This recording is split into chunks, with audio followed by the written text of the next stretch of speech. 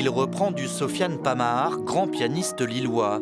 10 ans de conservatoire, c'est le bagage musical d'Anthony Bittard qui pourtant a eu beaucoup de mal lors de son apprentissage avec le solfège. Je suivi un cursus classique au piano jusqu'à faire mon dernier cycle que j'ai validé, mais sans être très performant, je dirais, en lecture de notes, de partitions.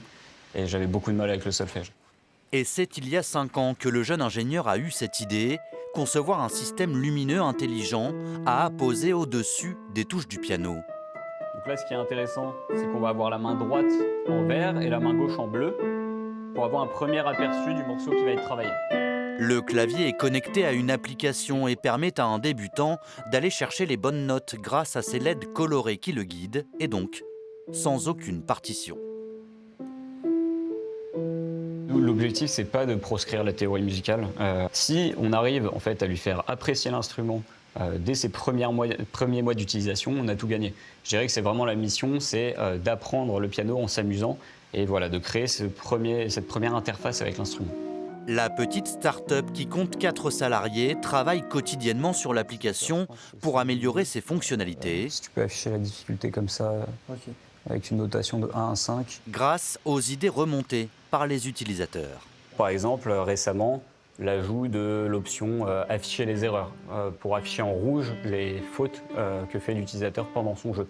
C'est une idée qu'on n'avait pas à l'origine du produit, mais qu'on a eu grâce notamment au retour de nos utilisateurs. L'entrepreneur commercialise son équipement depuis 2022, surtout sur Internet et depuis peu dans des magasins spécialisés.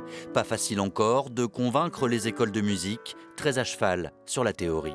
Sur le côté purement théorique, ouais, sans langue de bois, je vous dirais que oui, c'est difficile de convaincre. Mais la preuve, on a quand même convaincu des magasins de piano avec des gérants professionnels. Donc il y a un réel besoin qui s'est créé. La note, elle est éclairée, mais on va chercher une note. Alors, elle n'est pas verbalisée comme un La, un Do, un Si, ou ce qu'on veut. Au fur et à mesure de la répétition, l'oreille se développe et l'oreille va savoir si on monte, si on descend, comprendre les écarts. Et je pense que malgré tout, on peut apprendre à jouer un morceau. Les partitions devraient être prochainement intégrées au système piano LED. 4000 unités ont déjà été vendues à travers le monde. L'entreprise lilloise d'Anthony atteindra cette année le 1 million d'euros de chiffre d'affaires.